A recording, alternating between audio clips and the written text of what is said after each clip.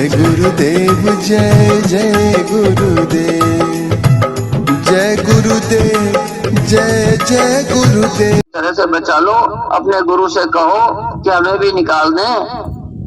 तो उसने फौरन आंख बंद की और मालिक से प्रार्थना की, हुजूर आप दया के सागर हैं, हुजूर आप समर्थ हैं, ये जीव मेरे साथ पड़े हैं, इन्हें भी किसी तरह निकाल दीजिए, आपकी बड़ी कृपा हो। तो नानक जाए अंगूठा बोरा, गुरु नानक ने अपने अंगूठे को लंबा किया और पूरे के पूरे जो नरक का कुंड था उसको उल्टा कर दिया और सारे के सारे जीवों को फौरन मनुष्य शरीर में जन्म दिला दिया। जय गुरुदेव। तो इसलिए गुरु ग्रंथ में लिखा है, नानक जाए अंगूठा बोरा, सब जीवन का किया निगोरा, सब जीवों की मुक्ति दे दी, सब जीवन को नरक से निकाल दिया और निकाल करके सबको मनुष्य दे दिया। संत जितने 500 वर्षों के अंदर आए, ऐसे ही जीवात्माएं जहां कहीं जिन्होंने जैसे प्रार्थना कर ली, अब उनके कर्म तो वहां कटे नहीं, 84 लाख उन्होंने भुगता नहीं, फिर क्या किया जाए? अब सारे के सारे जब इंसान योनि के अंदर आ गए तो उनका स्वभाव नहीं बदला, उनकी बुद्धि नहीं बदली, अब उनको मुक्ति तो सीधा मनुष्य योनि मिल गई, 84 लाख भुगतना नहीं पड़ा, यमराज के कोड़े नहीं खाने पड़े, लेकिन सीधा आने से उनके कर्म नहीं जले तो उनकी बुद्धि नहीं बदली, इसलिए फिर संसार में आकर के और उन्होंने गलत काम चालू कर दिया, फिर नरक। क्योंकि गुरु ने क्यों अपनाएगा? वो तो एक जीव के कहने पर सबको दे दी मुक्ति। अब इच्छा आपकी, मर्जी आपकी, आप ढूंढो गुरु को, आप ढूंढो महात्माओं को या न ढूंढो तो आपकी मर्जी, आपकी इच्छा।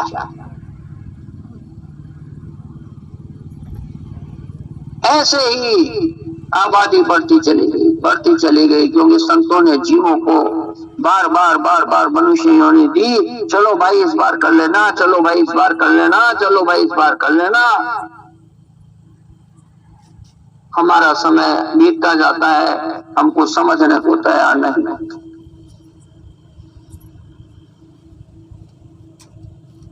हमने कभी मन में दृढ़ संकल्प नहीं किया कि हमें इसी जन्म में अपने जीवन का उद्धार करना है। आप जन्मों जन्मों की क्यों सोचते हो? आप तो मन में ये संकल्प करो कि बस मिल गया है ये जीवन, अब इस जीवन में आर या पार, इसी जीवन में हमको तो मालिक को प्राप्त करके रहना है। ये दृढ़ संकल्प आपके मन में होना चाहिए कि हमें इसी जन्म में सब कुछ मिलना है, इसी जन्म में हमें उसे पाना है, इसी जन्म में मालिक की दी हुई दौलत को लेकर के हमें उस पार पहुंचना है। ये दृढ़ संकल्प सबसे पहले आप करिए, तब आपको दूसरा रास्ता दिखाई देगा। वो अपने आप बैठा हुआ अंदर में व्यवस्था बैठाएगा कि चलो भाई बहुत तड़प रहे हैं। जब आप संकल्प करोगे, तड़प उठेगी, रोगे, तब जाकर के वो सोचेगा अरे बहुत रो रहा बच्चा, चलो इसको कुछ दो, तो वह अंदर में वो व्यवस्था बैठाएगा और आपके भजन का कोई न कोई रास्ता दिखा करके और आपकी व्यवस्था बैठाएगा।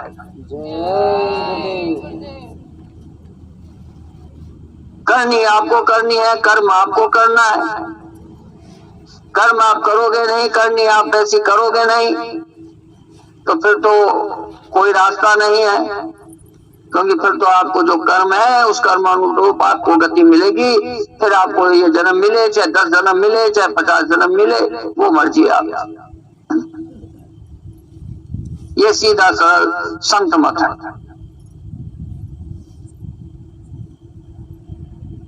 सभी तरह की ग्रंथों की सबकी बातें मैंने इन दिनों आपको समझाई।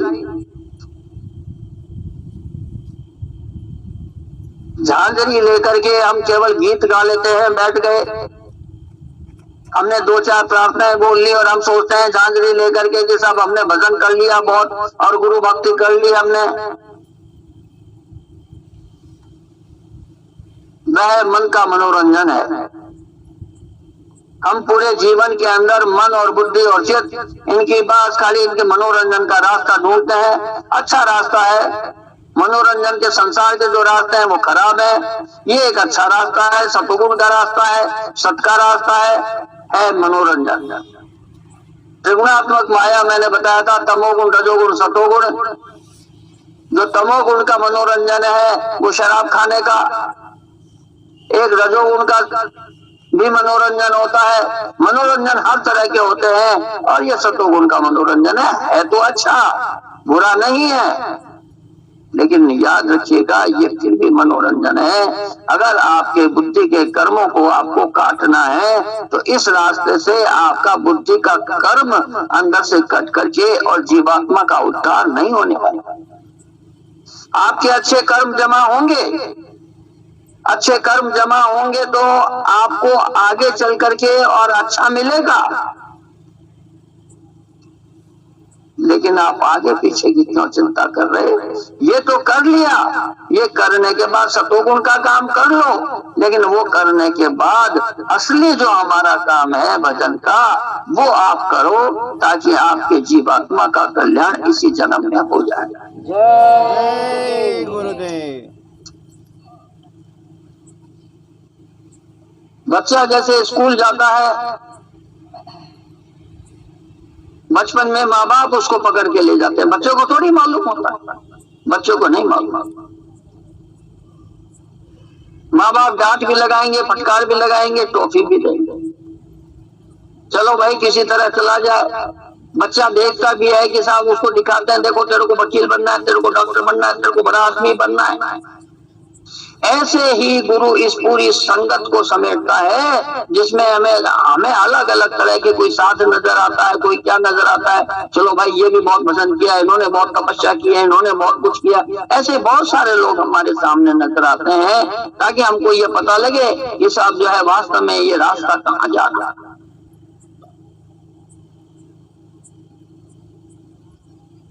जब बच्चा कुछ पढ़ लिख जाता है 6वीं 7वीं 8वीं में, तब उसको फिर बाद में कि चलो भाई इस रास्ते को पकड़ो, तुम्हें साइंस लेनी, तुम्हें कॉमर्स लेनी, तुम्हें ये करना, तुम्हें वो करना, वो बात का। अब पहली ही क्लास के अंदर बैठे बैठे अगर आप ताली हिलाते रहो तो आप मुझे बताओ कि आपकी शिक्षा पूरी कैसे होगी? होगी क्या? नहीं हो सकती। तो हमारे जीवन का लक्ष्य हमको पता होना चाहिए। इसीलिए सत्संग के अंदर आपको एक चीज नहीं समझाई जाती, 2 चीज नहीं समझाई जाती। इस सत्संग के अंदर एक पाठ पूरा हो गया तो चल भाई दूसरा पाठ, दूसरा पूरा हो गया चल भाई तीसरा पाठ। लेकिन कौन पढ़ाएगा? अगर अध्यापक है सही तो वो पढ़ाएगा, अगर गुरु है सही तो वह बताएगा। अध्यापक नहीं है तो कुछ नहीं। बच्चे आपस में एक दूसरे से कितना पढ़ लेंगे? जब टीचर ही नहीं होगा तो बच्चे आपस में एक दूसरे से क्या पढ़ाएंगे? बस इसी संगत के अंदर भी यही स्थिति है, हम एक दूसरे से क्या सीख लेंगे? इसलिए गुरु का होना और साध का होना अति आवश्यक है। जो आपको रास्ता दे, आप उनको वो देखता है कि आपने कौन सा पाठ पढ़ा, वह अंदर में आपके जीवात्मा को देखता है कि आपने क्या कर लिया। बाहर की आंखों का काम नहीं। जब वह अंदर से देखता है तो वो आगे का रास्ता आपको पकड़ाएगा। जब आपने वो काम कर लिया तो उसके आगे का रास्ता पकड़ा दिया। ये है आध्यात्मिक यात्रा। ये आध्यात्मिक शिक्षा एक जरा सी नहीं है कि हम बैठे और ताली बजा लिया।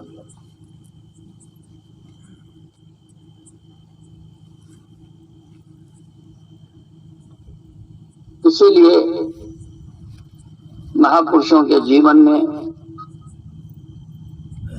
छोटे छोटे सत्संग भी होते हैं और वो बैठ करके कुछ लोगों को विशेष साधना भी कराता है।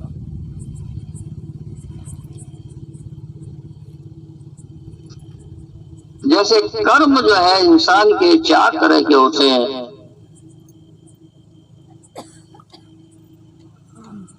नित्य कर्म जो आप रोज करते हैं, क्रियामान कर्म, प्रारब्ध कर्म और संचित कर्म। ऐसा नहीं होता कि साहब हमारा एक हम जो रोज कर रहे हैं बस यही कर इसलिए किया था हमने प्रारब्ध कर्म, उससे आपको ये जीवन मिला।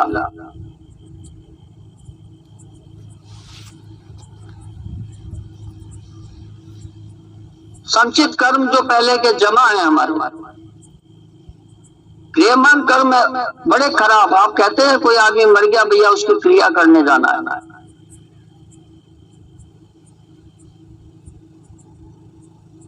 तो ये कर्मों का भेद है। ऐसे ही बाहर का भेद है। आपका व्यक्तिगत कर्म, आपका पारिवारिक कर्म, आपके समाज का कर्म, देश का कर्म और दुनिया का कर्म। इसलिए भगवान कृष्ण ने गीता में अर्जुन से कहा, हे अर्जुन, गहनो कर्म ना गति, कर्म की गति बहुत गहन है। बैठ जाओगे सुनते रहोगे तो सदियां बीत जाएंगी। इससे अच्छा यह है कि जो कहता हूं वो काम कर ले, आदेश की पालना कर। महापुरुषों का आदेश तिरछी कटारी की तरह होता है जो कर्मों को काट करके फेंक देता है।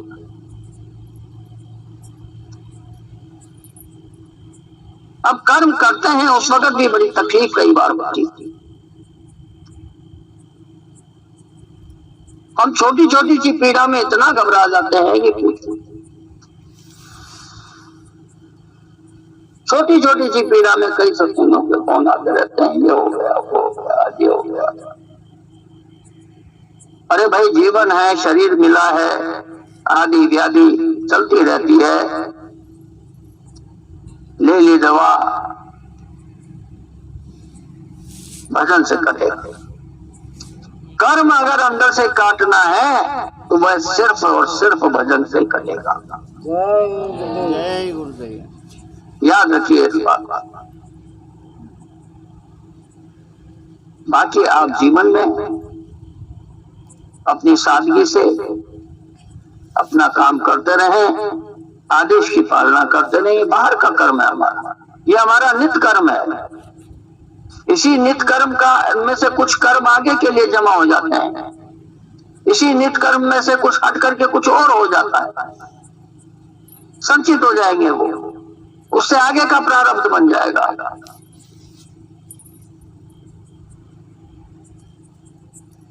तो हमें सारी बातों को समझना चाहिए और मन में दृढ़ विश्वास गुरु के प्रति होना चाहिए, मन में संतोष होना चाहिए कि हमें ये काम करना है। उग्रता होगी, काम नहीं होगा।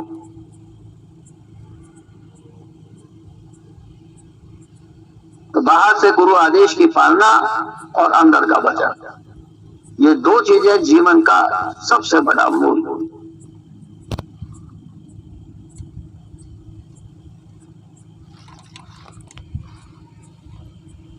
इसी से हमारा आगे का रास्ता ठीक होगा।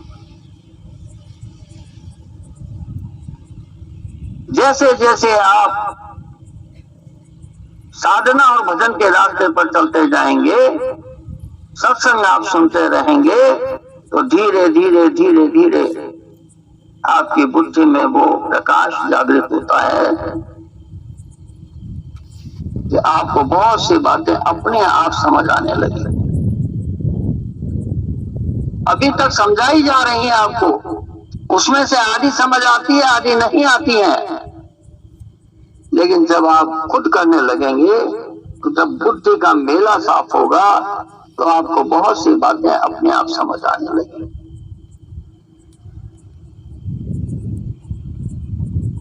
और जो विस्तार इतना बड़ा संगत का किया गया, ये गुरु का संकल्प है। और गुरु का जो संकल्प है वो परिवर्तन के लिए है, और जो संकल्प परिवर्तन के लिए बना है तो वो बहुत बड़ा संकल्प है, वो मामूली नहीं है। अब उसमें कितनी उखाड़ पछाड़ हो जाएगी, कितनी उठा पटक हो जाएगी, ये बात की बातें हैं। लेकिन एक चीज निश्चित मान लीजिए कि आपकी हर क्रिया के ऊपर बड़ी बड़ी शक्तियों की नजर है। वो लगातार देख रही हैं आपको, सबको, पूरी संगत को, सबको देख रही हैं कि कहीं कोई व्यवस्था ज्यादा खराब न हो जाए।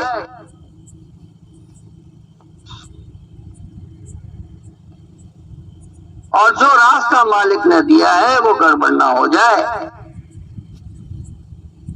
जो समय लग रहा वो पुराने जो कर्म हमारे जमा हो गए, जिन सत्संगियों की गलतियों की वजह से, अगर उन्होंने गलतियां न की होती, गुरु के रहते, गुरु के सामने गुरु का आदेश पूरा कर दिया होता तो इतना समय नहीं लगता, न गुरु को ये लीला खेलनी पड़ती, न गुरु को परेशान होना पड़ता, न गुरु को अपने ऊपर लेकर के कर्मों को इतना काटना पड़ता।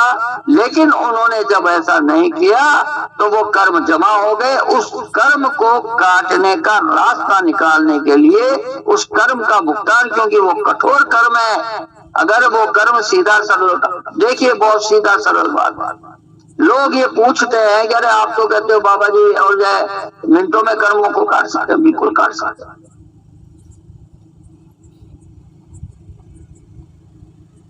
मैंने वो आपको एक राजा की बात बताई थी कि जो आता था, जो एक राजा महात्मा जी के पास, गुरु के पास जाता था, और जब गुरु ने ये कहा, सत्संग सुनते सुनते सुनते सुनते साधना करता था, गुरु के आदेश की पालना करता था।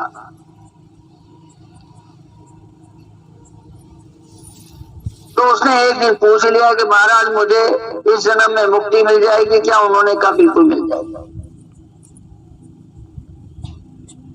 बड़ा खुश हो गया कि इसी जन्म के अंदर मेरी साधना बन जाएगी, मुझे मुक्ति मिल जाएगी।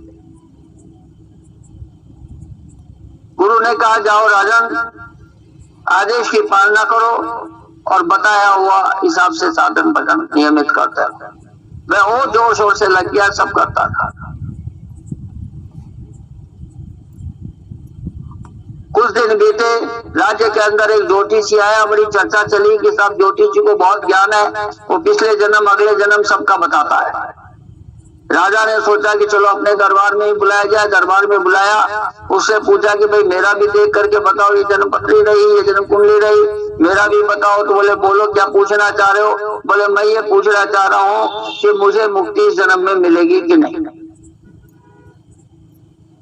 पंडित जी ने कहा महाराज ये तो मैं नहीं बता सकता, लेकिन वह एक चीज जरूर दिखाई दे रही है, वो बता सकता हूँ आप कहे तो। बोले कि बताओ।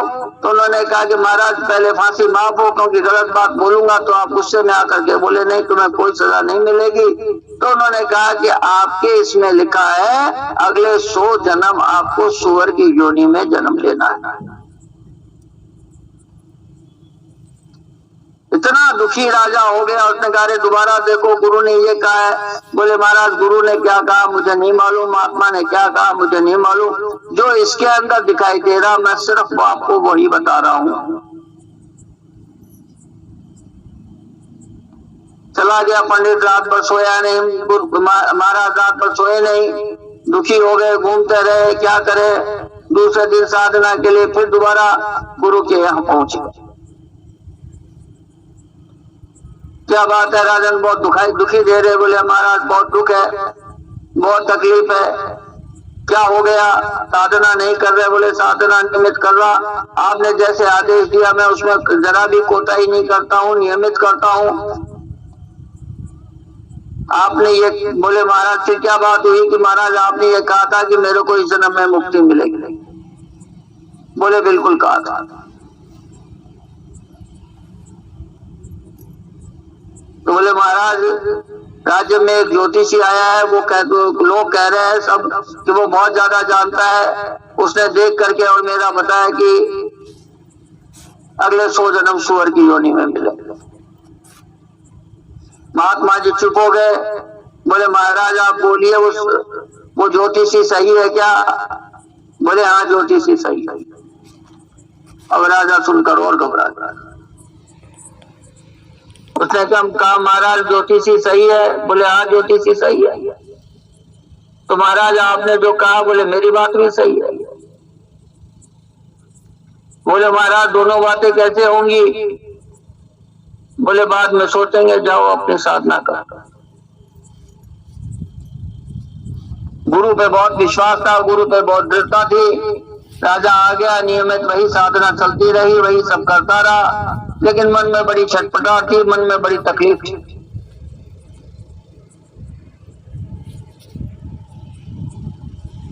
एक दिन रात को जब सोया, उसके बाद उसको नींद नहीं आ रही थी, लेकिन जोर से नींद आई।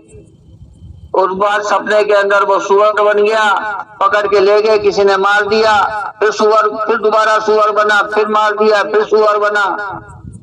पूरी रात यही चलता रहा। सुबह आंख खुल गई, ये क्या हो गया? अब उसने तो ये सोचा कि वो पंडित कह के गया था, उसके बाद सही है, महात्मा जी सही नहीं कहते। भागा गुरु के पास, प्रणाम किया। बोले क्या हो गया राजन? बोले महाराज पूरी रात हो गई, ये सपना आया मुझे, तो क्या मुझे इसी रंग से अगले जन्म भुगतने हैं? महात्मा जी बोले अरे राजन, रात में कितनी बार सुअर बना, कितनी बार मरा? तो बोले महाराज ये तो कुछ याद नहीं, लेकिन कोई पता नहीं कितनी बार हुआ, मैं गिनती नहीं कर पाया। तो बोले जाओ, 100 जन्म तुम्हारे सुअर की योनि के पूरे हो गए। सपने में ही वो कर्म काट दिए। तो महात्माओं की दया बड़ी जबरदस्त होती है। ज्योतिषी की बात भी पूरी हो गई, महात्मा की बात भी पूरी हो गई। दोनों अपनी जगह सत्य है। काल आपको दंड देता है, काल भी अपनी जगह सही है, और गुरु भी अपनी जगह पर सही है। वो कैसे उस काल के कर्म को काटेगा, ये तो सिर्फ गुरु ही जानता है, महात्मा ही जानता है। इसलिए आप ये सब चिंता नहीं, हमें सीधी सरल बातें जो सोचनी चाहिए कि हम अपनी दृढ़ता के साथ गुरु के दिए हुए वचनों के ऊपर खड़े उतरे। ये हमारा सबसे पहला धर्म है।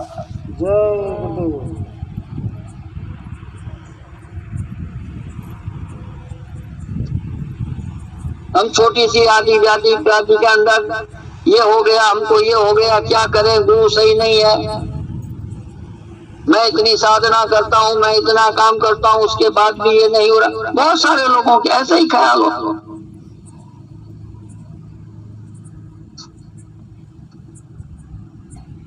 इसीलिए तरह तरह के महात्मा उदाहरण देते हैं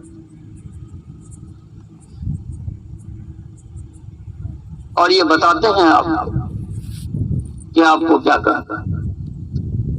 तो दृढ़ विश्वास महात्माओं पे, गुरु पे होना चाहिए हमारा। जीवन रहे या न रहे, हम रहे या न रहे, लेकिन हमारा विश्वास अटल रहे, वह कभी ना डिगने को। जय गुरुदेव। ये मन में धारण कर लीजिएगा।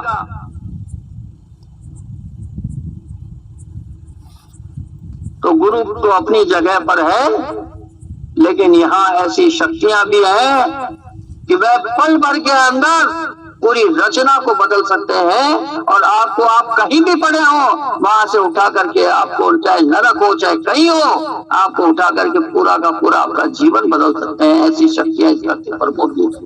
जय गुरुदेव।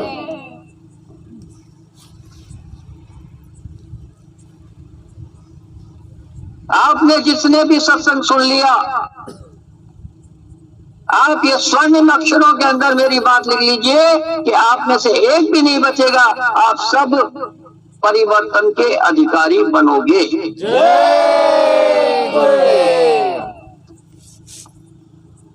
ये अमिट लेखनी है, ये महापुरुषों की वाणी है। जीवों के ये जो जीव जो बिल्कुल ऐसे होते हैं, जानवर होते हैं, उनके कानों के अंदर भी पड़ती है, उनका भी उद्धार होता है। आप तो इंसान हो, क्या परवाह करते हैं?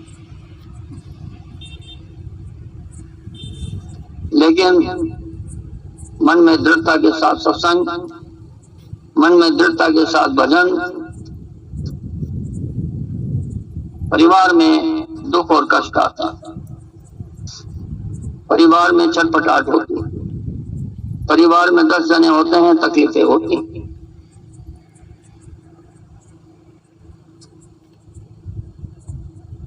लेकिन उन तकलीफों के अंदर हमें डिगमिग नहीं होना होता। आप अपना नियमित कर्म चालू रखिए, आप अपना नियमित कर्म करते रहिए। बहुत सारे लोगों को क्या होता है कि साहब वो उसने एक डोरा बना करके मेरे मकान के बाहर रख दिया, वो पड़ोस वाले ने एक दीपक जला करके चौराहे पर रख दिया, ये किसी ने ये बगल वाला ये करता है,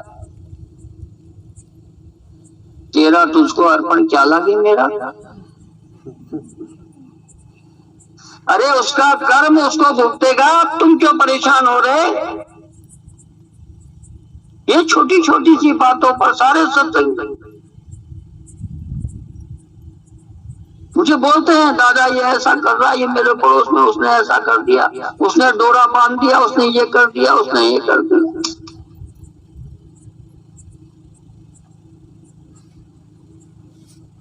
दरअसल काल के जो जीव होते हैं, जब आपके कर्मों का कुछ हिसाब होता है तो कई बार वो अपने जीवों का दिमाग घुमाता है।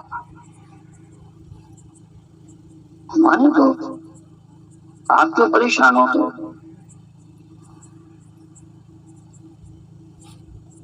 प्रेम और भक्ति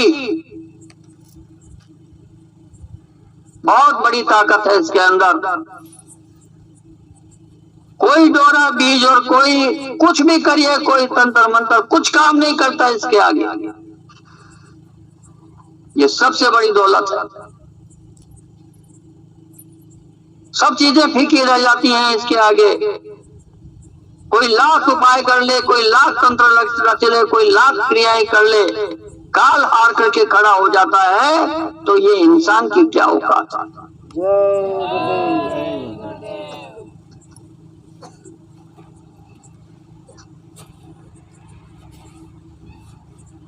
इसलिए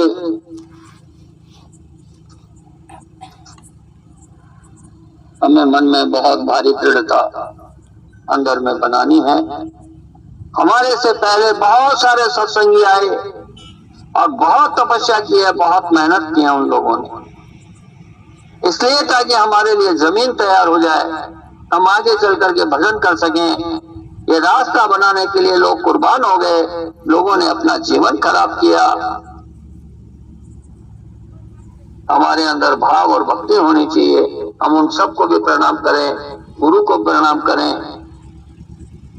ताकि हमें जीवन में एक सही और सरल रास्ता मिले।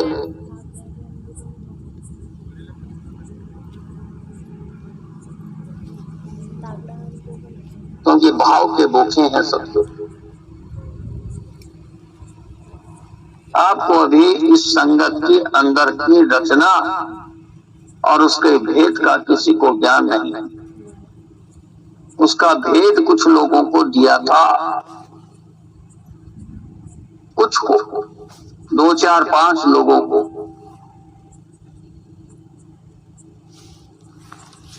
उसी में इतना सारा रचना गड़बड़ हो गई। इसलिए भेद उतना दिया जाता है जितना आप हजम कर सको। जब आप हजम करने लगोगे तो अंदर का भेद मिलेगा, हजम ही नहीं कर पाओगे तो भेद कैसे देगा।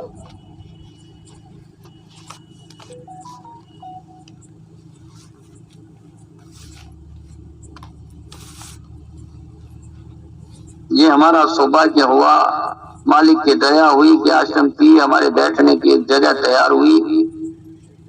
घर में आपको समय नहीं मिलता, 2 घंटे 4 घंटे महीने में, 2 महीने में, 4 महीने में, चलो भाई 5 दिन 7 दिन, जब फुर्सत मिल जाए, आश्रम बन गया, अब हम थोड़ी बहुत सेवा करेंगे, चलो भाई थोड़ा कुछ ये कर देंगे, वो कर देंगे, तो निमित्त काम आपके लिए तैयार हो गया। निमित्त करना जरूर, हमारी देह से निमित्त कर्म बने, सेवा बने। संसार में जितनी चीजें हमने काम में ली है, तन से, मन से और धन से, जितनी चीजें हमने काम में ली, जितनी बुद्धि हमने संसार में लगाई, जब हम वो सारे के सारे मोड़ करके और गुरु की सेवा के लिए लगाएंगे, तब हमारे वो कर्म कटेंगे। तो जो तन आप उधर लगा रहे थे, उस तन की थोड़ी सी सेवा इधर भी लगाओ। जो मन आपने उधर लगा रखा था, उस मन को मोड़ करके थोड़ा सा आप इधर गुरु चरणों में लगाओ। जो बुद्धि आपने उधर लगा रखी थी, उस बुद्धि को आप इधर लगाइए। जो धन अर्जित किया आपने, उसका एक अंश गुरु सेवा में जरूर देना चाहिए।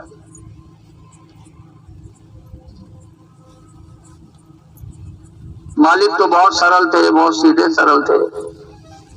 जब काफिला निकला था दूरदर्शी का, तब गुरु महाराज ने कहा 1 रुपए की रसीद कटवा लो बच्चे, सिर्फ 1 रुपया दे दो मुझे। जो 1 रुपए की रसीद के लिए गुरु ने कहा, जो 1 रुपया दे देगा तुम्हारा जीवन बदल जाएगा। अब बताइए इससे ज्यादा सरलता क्या हो, क्या सरलता हो? वो भी नहीं है, कोई बात नहीं। मैंने बहुत देखा, मालिक जब जंगल में जाते थे, एक बुढ़िया जो है आई और उसके पास 2 पैसे 5 पैसे ऐसे उसने इकट्ठे करे अपनी बड़ी मेहनत से, और उसने मालिक के प्रणाम करके कहा, मालिक 1 रुपया पूरा ही नहीं हुआ। रोने लगी। मालिक ने सर पे हाथ रखा, बोले 1 नहीं, ये 1 करोड़ के बराबर। बड़ी मेहनत, बड़ी लगन के साथ एक एक पैसा इकट्ठा कर करा, है ही नहीं कुछ, क्या करूं, 2 वक्त की रोटी नहीं होती। तो वो फिर भाव का भूखा है। आपके पास कुछ नहीं है तो भाव तो है, भाव से बड़ी कोई दौलत नहीं। याद रखो प्रेमियों, तो ये सत्संग वचन, सत्संग ये हमेशा हमारे कानों में पड़े। हम जब समय मिल जाए हम इन्हें समझें, हम दोबारा सुने, बार बार सुने, ताकि हमारा मन और बुद्धि निर्मल हो और हम उस सीधे सच्चे मालिक के दिए हुए रास्ते पर लगे। अब किसी बहन को मोबाइल दीजिए, आज 2-4 लाइन 5 लाइन जो भी है वो बहन बोलेंगी प्रार्थना, मैं भी सुनूंगा। बोलिए जय गुरुदेव।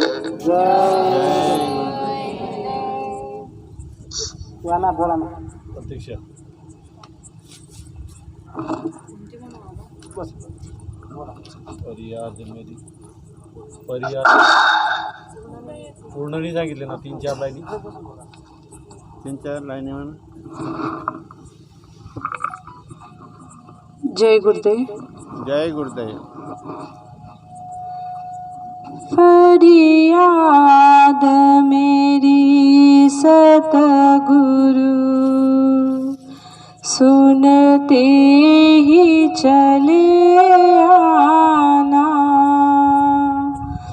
फरियाद मेरी सतगुरु सुनते ही चले आना। देरी से आने का मत ढूंढना बहाना। यह मेरी गलती है, तुमको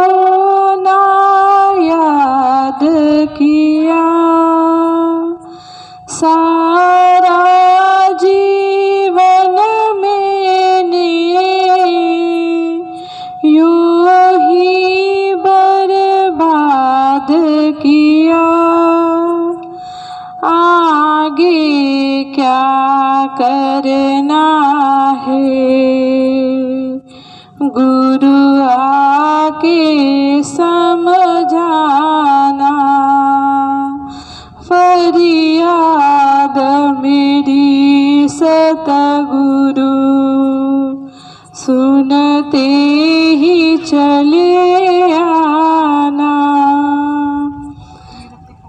कईयों की परीक्षा ली पर मेरी ना लेना। मैं सबसे पापी हूँ, यह जग को बता देना। जो चाहे सजा देना, गुरु मुझको अपनाना। फरियाद मेरी सतगुरु, सुनते ही चले आना। गिरते को उठाने का गुरु तेरा पेशा है। गिरते को उठाने का गुरु तेरा पेशा है। यहाँ में कोई नहीं गुरु तेरे जैसा है। भक्तों का यह संकल्प गुरु आके निभा देना। फरियाद मेरी सतगुरु, सुनते ही चले आना। देरी से आने का मत ढूंढना बहाना। जय गुरुदेव, जय गुरुदेव। जय गुरुदेव। प्रेमियों सत्संगियों, कल आप सब अपने अपने घर से एक मुट्ठी अनाज लेकर के आएंगे। जो भी आपके घर में अनाज है, जो है, ज्वार है, जो भी है, गेहूं है, जो भी, एक एक मुट्ठी अनाज आप सब लेकर के आएंगे और मालिक के दरबार में, मालिक के सामने सब उसमें इकट्ठा डालेंगे, उसमें रखेंगे,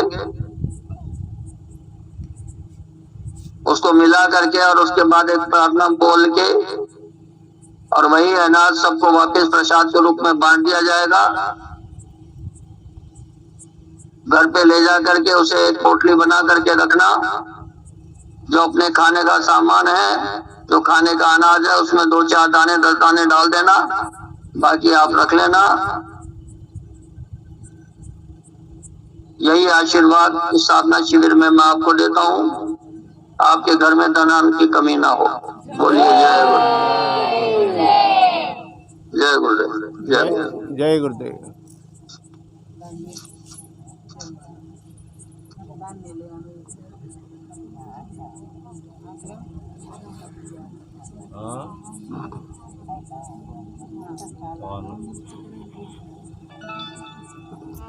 ना संपतित पुनित करि निज हृदय लगायो। दीन दयालु दया करी दियो शब्द जा जा, दियो शब्द जा जा। सुरति चढ़ी आकाश में धरी अनहद नागा। सूरत चली निज लोक में मन पर महुल्लासा, मन पर महुल्लासा। सतगुरु मिल गए राह मिलिए परम प्रकाशा। अभिनंदन निज लोक में कर किन्नर देवा, कर किन्नर नर देवा भाग्य सराहे सुरति कर लावे बहु सेवा काल कर्म के फास से लियो जीव बचाई लियो जीव बचाई गुरु दयाल दया कर निज घर पहुँचाई आरती करो गुरुदेव की जिन भेद बतायो जिन भेद बतायो चरण कमल की छाँव में जिन सुरत बिठायो जिन सुरत बिठायो जय गुरुदेव जय गुरुदेव विनय करे घेऊन टाका